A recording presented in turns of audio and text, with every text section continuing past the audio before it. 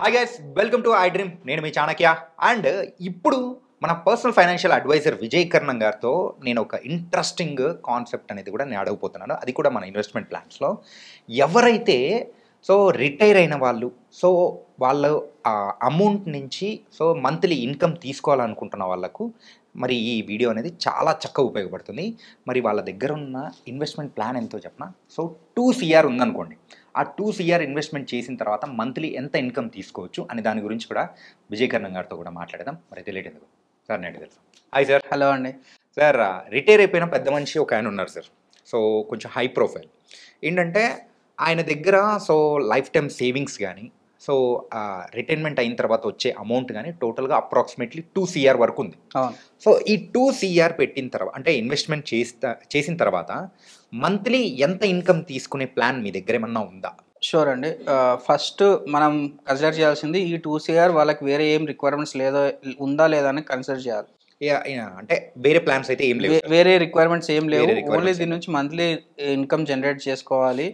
వాళ్ళు వేరే ఎక్కడైనా కమర్షియల్ ప్రాపర్టీస్లో కానీ వేరే ఎక్కడైనా రెంటల్ ప్రాపర్టీస్లో దానికంటే బెటర్గా ఎట్లా ప్లాన్ చేసుకోవాలో మనం చెప్పొచ్చు అండి. Using mutual funds, okay, using SWP systematic withdrawal plan. Just same concept మనం యూజ్ చేసేదే, కాకపోతే కొంచెం రిఫైన్డ్ చేయొచ్చు, దీన్ని ఇంకా బెటర్గా చేయొచ్చు.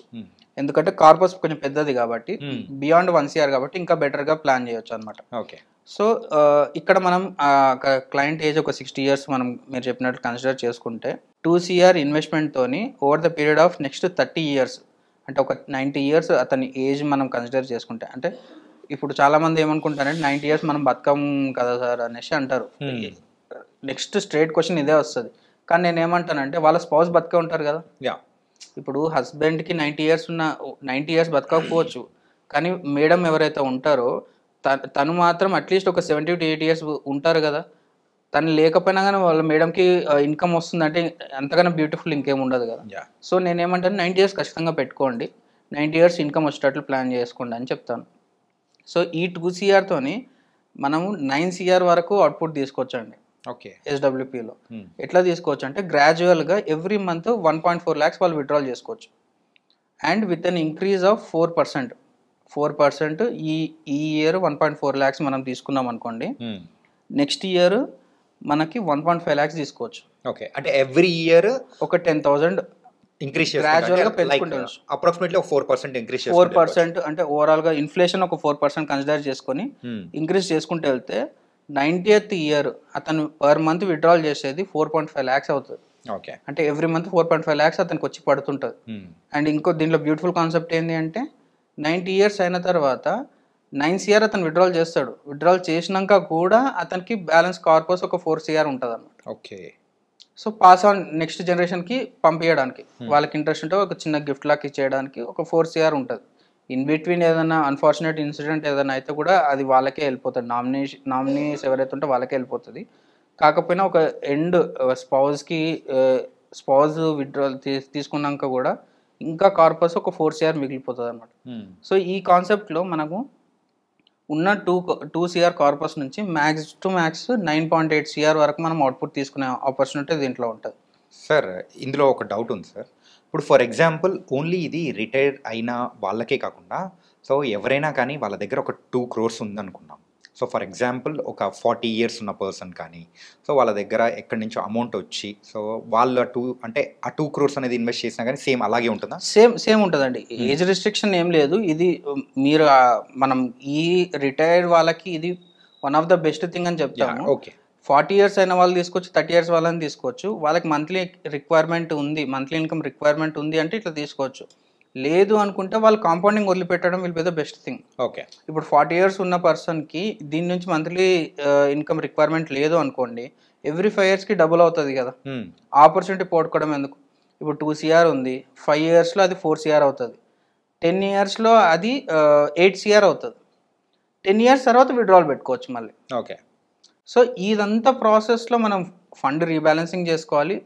ఈ 2 CR ఒకటే ఈక్విటీ ఫండ్లో పెట్టకుండా డిఫరెంట్ టైప్స్ ఆఫ్ ఫండ్స్లలో ఇన్వెస్ట్ చేసుకుంటూ దాన్ని పీరియాడికల్గా రీబ్యాలెన్స్ చేసుకుంటూ దాని పర్ఫార్మెన్స్ ట్రాక్ చేసుకుంటూ ఉంటే విల్ బీ అన్న సేఫర్ ఈజీగా వెళ్ళిపోవచ్చు అండి. దీనిలో కన్సిడర్ చేసింది కూడా నేను 13% మాత్రమే కన్సిడర్ చేస్తాను. యావరేజ్ 12 to 15% మధ్యలోనే తీసుకుంటాను ఏ క్యాలిక్యులేషన్ తీసుకున్నా కూడా. సో ఓవరాల్గా ఆ 2 CRలో కూడా మనం అలొకేషన్ కూడా డిఫరెంట్ టైప్స్ ఆఫ్ ఫండ్స్ తీసుకొని, కొన్ని అగ్రెసివ్ ఫండ్స్, కొన్ని కన్జర్వేటివ్ ఫండ్స్ తీసుకొని లాంగ్ రన్లో ఈ ఇయర్ ఒక ఫండ్లకెళ్ళి విత్డ్రాల్ పెట్టుకొని నెక్స్ట్ 3 years తర్వాత ఒక ఫండ్లకెళ్ళి విత్డ్రాల్ పెట్టుకోవడం, వచ్చిన ప్రాఫిట్స్ని మళ్ళీ డెట్ ఫండ్స్లోకి మూవ్ చేసుకొని అక్కడ నుంచి విత్డ్రాల్ చేసుకోవడం. Different types of strategies depends on the individual అనమాట. సో ఇప్పుడు మీరు అన్నట్లు 40 years ఉన్న పర్సన్కి వేరే రకంగా డీల్ చేయాల్సి ఉంటుంది. ఎక్కువ ఏజ్ ఉన్న వాళ్ళు ఎక్కువ రిస్క్ తీసుకోరు కాబట్టి వాళ్ళకి ఎక్కువ కన్జర్వేటివ్ తీసుకోవాల్సి ఉంటుంది. ఓకే, ఇప్పుడు అంటే ఇక్కడ పర్సన్ యొక్క పర్సనల్ థింగ్స్ ని బట్టి కూడా వాళ్ళ ఏజ్ తగ్గట్టు కూడా వాళ్ళ ప్లాన్స్ తగ్గట్టు కూడా మనము ప్లాన్ అనేది మారుస్తూ ఉంటాం. ఎగ్జాక్ట్లీ. ఎందుకు అంటే ఇప్పుడు కొంతమందికి లైఫ్ టైం సేవింగ్స్ అవుతాయి 2 CR, కానీ కొంతమందికి 2 CR will be the one of the income అవుతుంది. ఇప్పుడు వాళ్ళకున్న అన్ని ప్రాపర్టీస్లో ఇది వన్ ఆఫ్ ద అసెట్ అవుతుంది కొంతమందికి ఇదే మెయిన్ ఇన్కమ్ అవుతుంది. ఇదే మెయిన్ ఇన్కమ్ ఉన్న వాళ్ళకి, వన్ ఆఫ్ ద ఇన్కమ్ ఉన్న వాళ్ళకి సేమ్ ఫండ్స్ చెప్పొద్దు మనం. సో ఇదే మెయిన్ ఇన్కమ్ ఉన్న వాళ్ళకి కంప్లీట్ కన్జర్వేటివ్గా వెళ్ళాల్సి వస్తుంది. అంటే వాళ్ళ మెయిన్ క్యాపిటల్ని పోగొట్టకుండా జాగ్రత్తగా కాపాడుకుంటే రిటర్న్స్ జనరేట్ చేయాల్సి ఉంటుంది. ఇది వన్ ఆఫ్ ద ఇన్కమ్ ఉంది అనుకున్న వాళ్ళకి అగ్రెసివ్ తీసుకొని వాళ్ళకి ఎక్కువ రిటర్న్స్ జనరేట్ చేసి వాళ్ళకి ఉన్న దాంట్లో ఎక్కువ బెనిఫిట్ చేయడానికి స్కోప్ ఉంటుంది అనమాట. ఓకే, సో డిపెండ్స్, అంటే వాళ్ళ ఇండివిజువల్ క్లయింట్ ప్రొఫైలింగ్ మనం ఎప్పుడైతే చేస్తామో మనకి క్లారిటీ వస్తుంది వాళ్ళకి ఏం రిక్వైర్మెంట్ ఉంది, వాళ్ళు రిస్క్ ఎక్కువ తీసుకుంటారా తీసుకోరా, వాళ్ళకి నిజంగా రిస్క్ అవసరమా లేదా కూడా చెప్తాం. కొంతమంది 60 years క్రాస్ అయిన వాళ్ళు నేను కంప్లీట్ స్మాల్ క్యాప్లో ఇన్వెస్ట్ చేస్తాను, హైలీ అగ్రెసివ్ ఫండ్స్ కావాలి నాకు అనేసి చెప్తారు, అడుగుతారు కొంతమంది. నేను అంటాను వద్దు, మీకు అసలు అవసరం లేదు, మీకు కావాల్సింది రిటర్న్స్ నేను తీసుకొస్తాను. అంటే ఎట్లా అనేది ఫండ్స్, ఏ ఫండ్స్ అనేది నేను చెప్తాను, కానీ మీకు అగ్రెసివ్ ఫండ్స్ అవసరం లేదు. మీకు main income monthly income requirement, మీరు మెయిన్ రిక్వైర్మెంట్ మంత్లీ ఇన్కమ్ కావాలి. మంత్లీ ఇన్కమ్ని రీచ్ చేద్దాం, మనం ఆ గోల్ని రీచ్ చేద్దాం. ఎక్కువ రిటర్న్స్ కోసం వెళ్ళి మెయిన్ క్యాపిటల్ని రిస్క్లో పెట్టడము, ఆ వాల్టిలిటీని మీరు తట్టుకోలేరు, అప్పుడు మళ్ళీ మ్యూచువల్ ఫండ్స్ వద్దనేసి వెళ్ళిపోతారు అన్నమాట. రైట్. సో అట్లా కాకుండా కన్జర్వేటివ్ ఎవరికి వెళ్ళాలి, అగ్రెసివ్ ఎవరికి వెళ్ళాలి అనేది డిపెండ్స్ అనమాట. ఆ ఇన్వెస్టర్కి కానీ ఆ క్లయింట్కి రిక్వైర్మెంట్ బట్టి మనం చేంజ్ చేస్తూ ఉంటాం అన్నమాట. Okay, nice. That's how it is.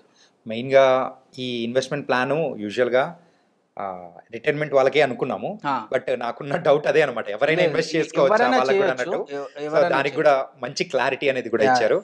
So ఇలాంటి ఇన్వెస్ట్మెంట్స్ చేసేటప్పుడు ఒక పర్సనల్ ఫైనాన్షియల్ అడ్వైజర్ రూల్ అనేది కూడా ఎంత బాగా ఉపయోగపడుతున్నా అనేది కూడా అర్థమవుతుంది అనమాట. డెఫినెట్గా అండి. ఎందుకు అంటే ఇప్పుడు ఒక చిన్న దెబ్బ తగిలింది అంటే మనం మెడికల్ షాప్కి వెళ్ళేసి ఒక చిన్న బ్యాండేజ్ వేసుకుంటాం, కానీ లోపల ఫ్రాక్చర్ అయిందంటే మనది మనం ఆపరేషన్ చేసుకోం కదా. లేదు.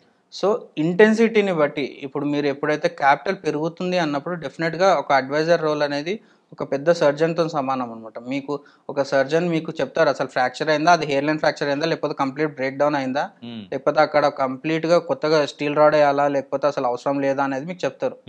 లేదు అసలు ఏం నొప్పి లేదని అట్లా వదిలిపెట్టేసుకున్నాం అనుకోండి, అది లోపల పెద్దగా ఇన్ఫెక్షన్ అయ్యే ఛాన్సెస్ ఉంటాయి.